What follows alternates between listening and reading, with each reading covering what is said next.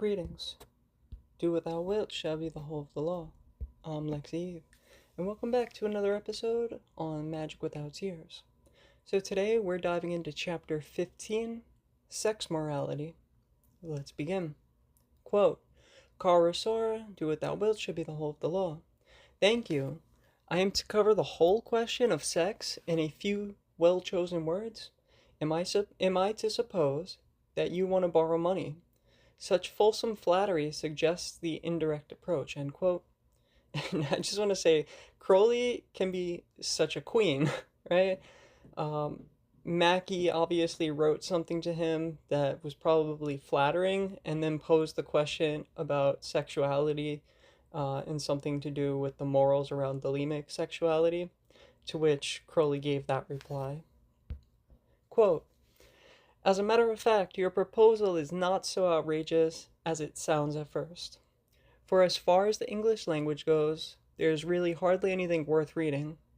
98.138% of it is what Francis Ridley Revergel used to call fiddlesticks, blah, baloney, bullshit, and the bunk.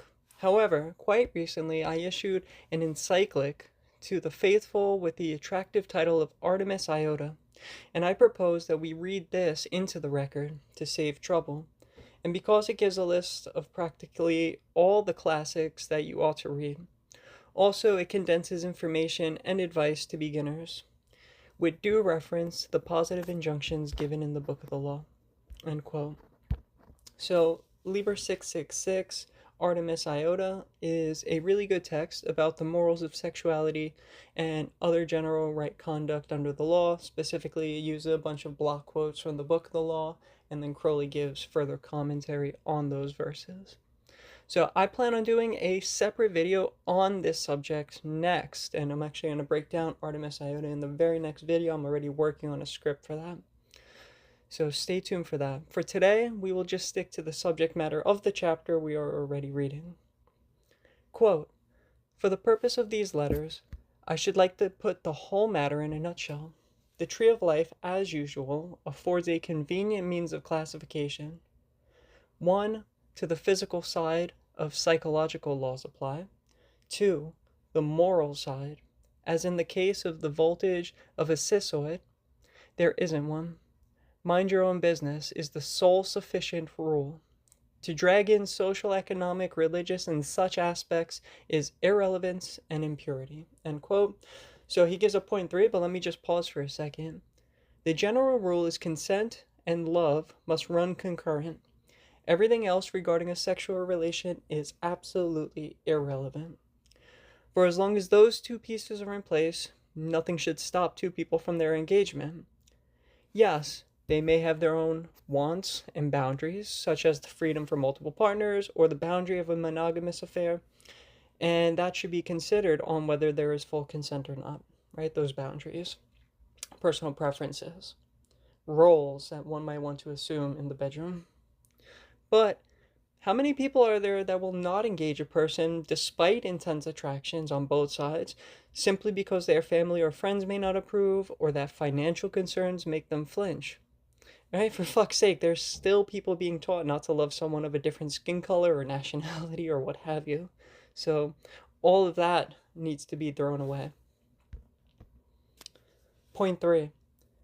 Quote, the magical side. Sex is, directly or indirectly, the most powerful weapon in the armory of the magician, and precisely because there is no moral guide, it is indescribably dangerous. I have given a great many hints, especially in Magic Book 4 and the Book of Thoth.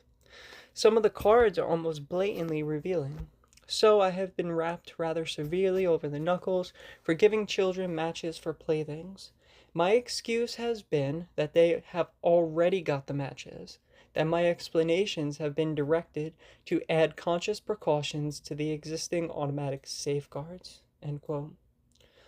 Alright, so if you notice on the Tree of Life, everything is like interactions of these two opposing forces, right?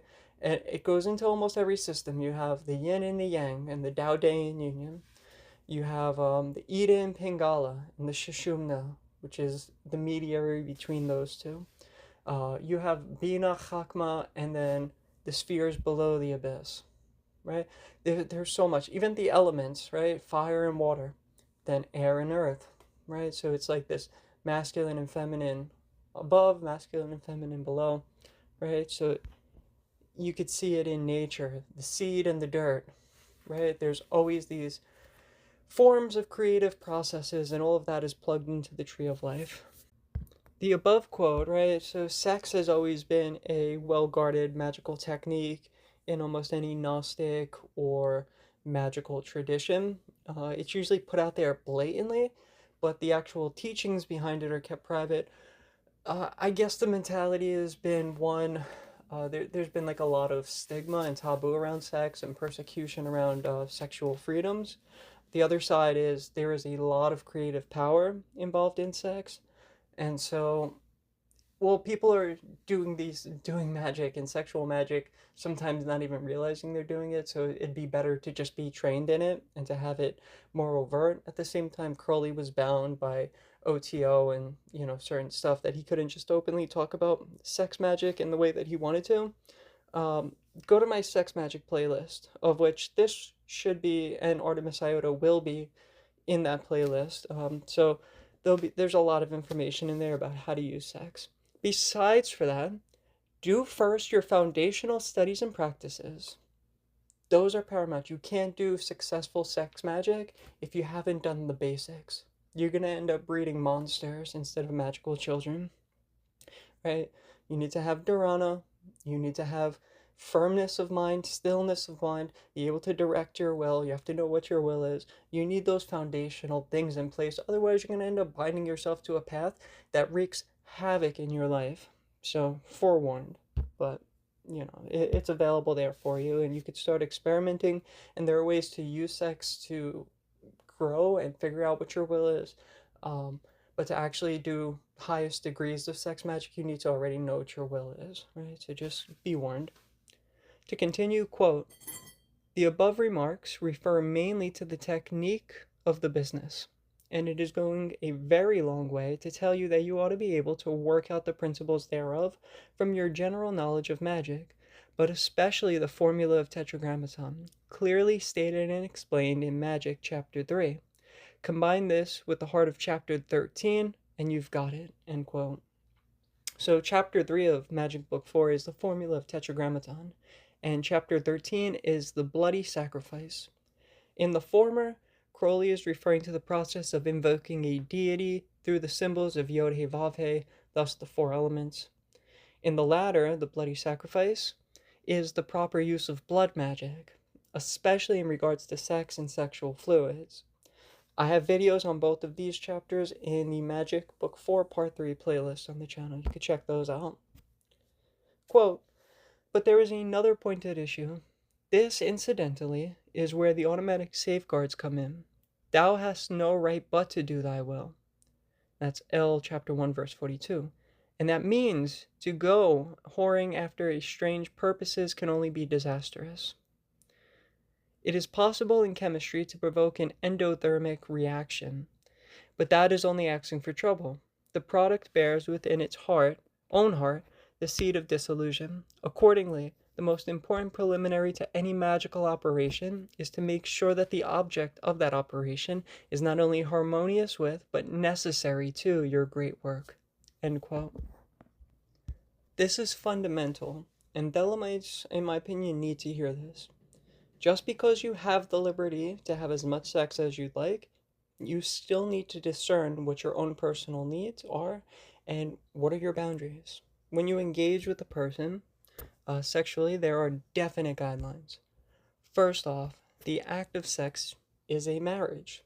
Now, that marriage may just be for that one night while you're coupling, or you might engage in a long-term union, right? A marriage for a long period of time. Just keep in mind that every union, be it sexual or otherwise, will cause an indefinite moment that change occurs, and then long-term effects result from that change occurring, right? That one action sets in motion a chain reaction of dominoes tipping down.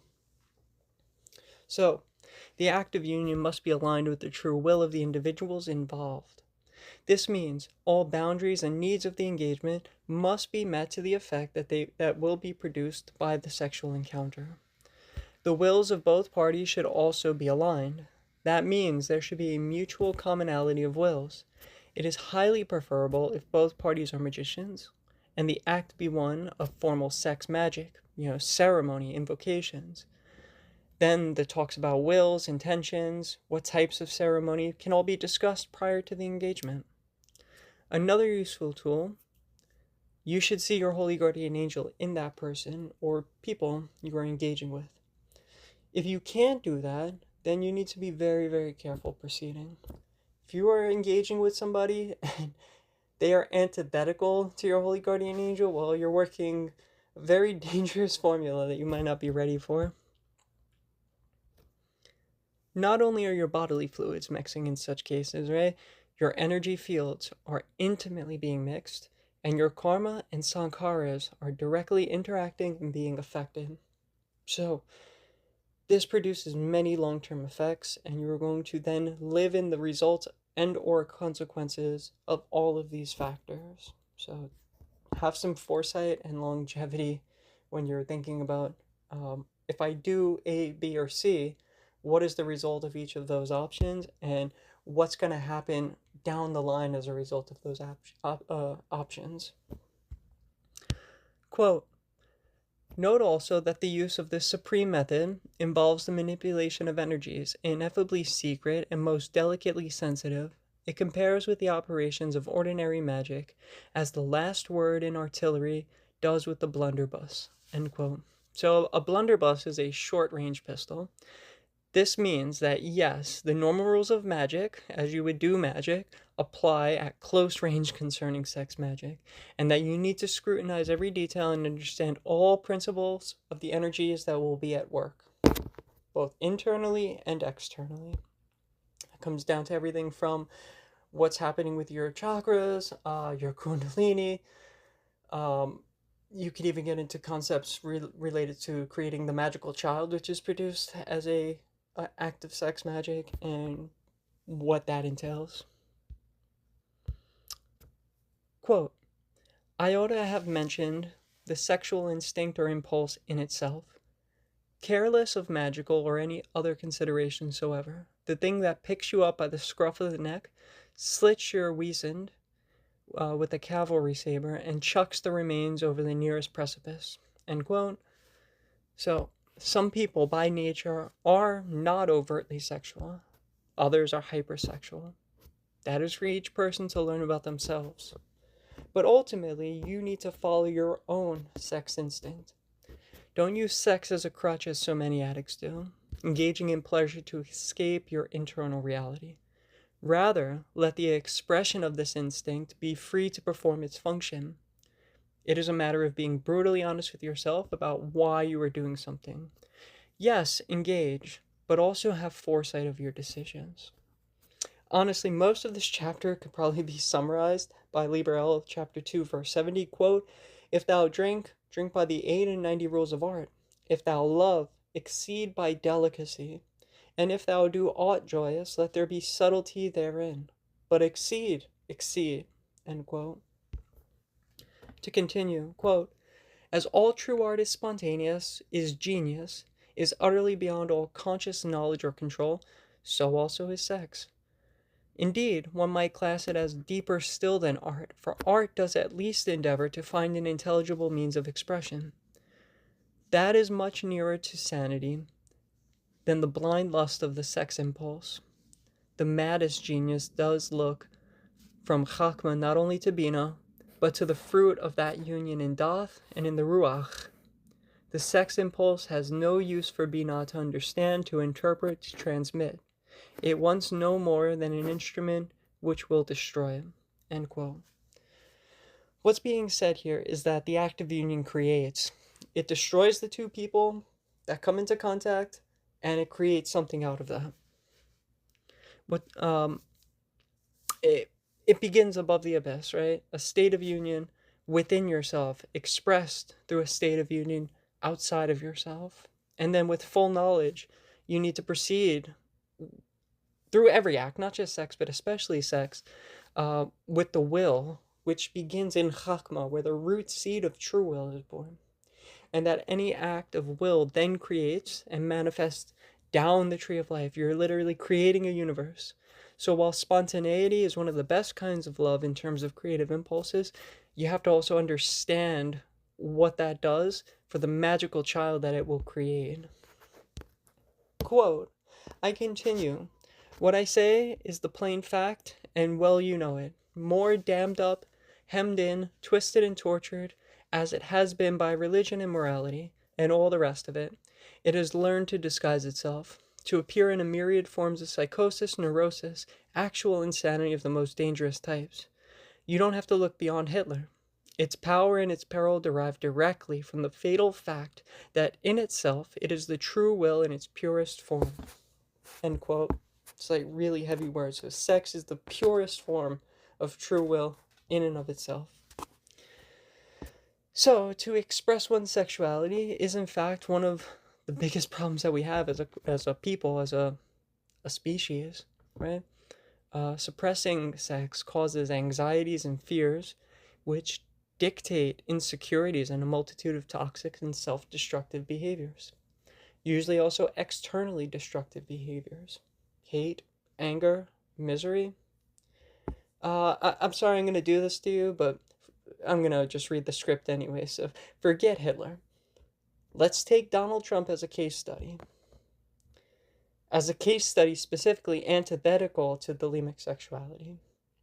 And you might think, oh, this is a person that's engaged sexually, and that's great, and that's bulimic. Wrong. Very wrong, and hear me out, right? So he's lived a life chasing sex. My guess, probing this psychological anomaly that we have in front of us, is probably stemming from misplaced feelings he had of trying to earn his father's respect when he was young, which was impossible because his parents were miserable, pretty awful people, probably paid him no attention as a child, and therefore he was always feeling neglected. So that childhood insecurity of never living up to his father's expectations, which was impossible because his father didn't have expectations, so his father was caught in his own bullshit and was just chasing money himself, right?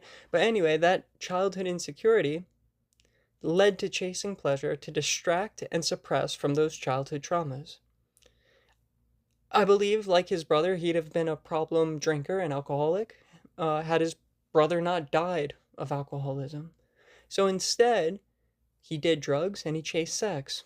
It's not alcohol. He didn't see the results of sex and alcohol killing or making a degenerate like alcohol did to his brother, who didn't want to be part of his father's business and live up to the father's expectations.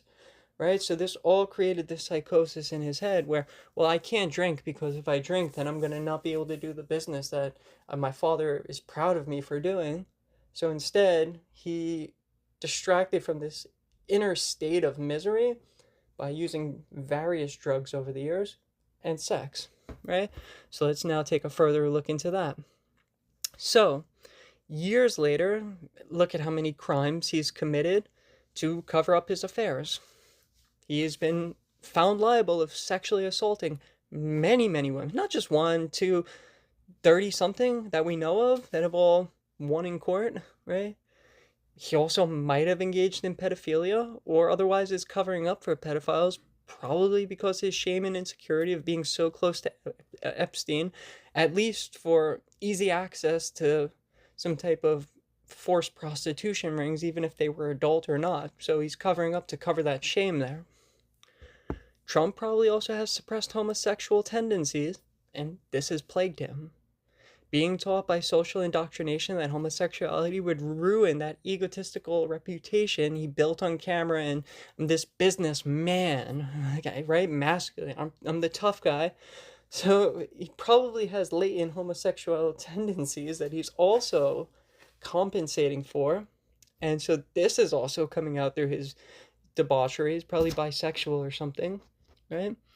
And thus his behavior dictates his insecurity and self-loathing, which led him to become a full-blown, diagnosable narcissist. If not sociopath, but we know for pretty damn sure he's, I'm not a psychologist, so I'm not going to sit here and diagnose, but look up the traits in the DSM-5, and he fits a narcissist. This is what could happen in the extreme case of a person whose sex instinct is not being fulfilled and other aspects of their life are not being fulfilled, so they use sex as a coping mechanism to distract from inward pain, right? So these are things that can very well damage a person and lead to a really fucked up sex life and become antithetical to the lemmic sexuality, that your job is not to just fuck everybody as much as possible. If that's your will, yes.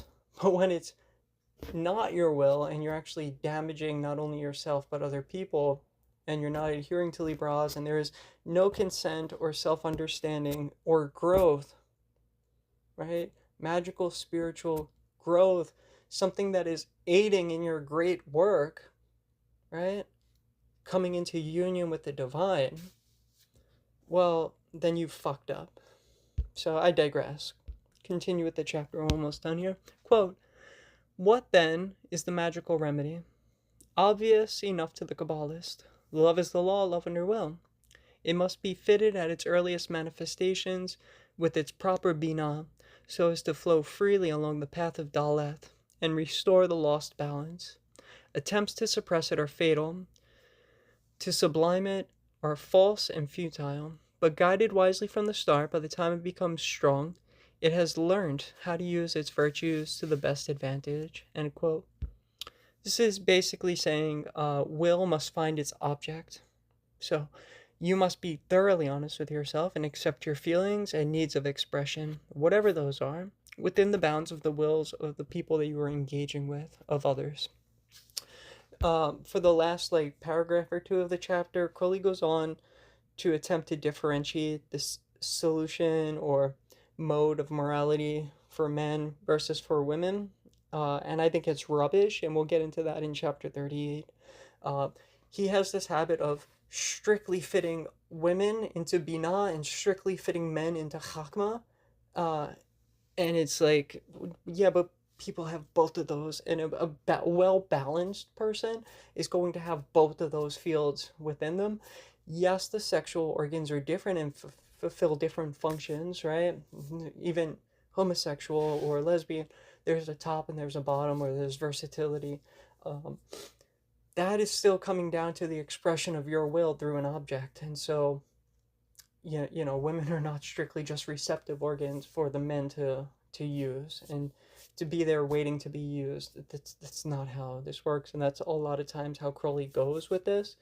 I give him a break just because of the other stuff that he's done, but when it comes to women in general, and like I said, we'll get to this in a later chapter, I think he's dead fucking wrong and missing a few things, but you can read those last two paragraphs for yourself.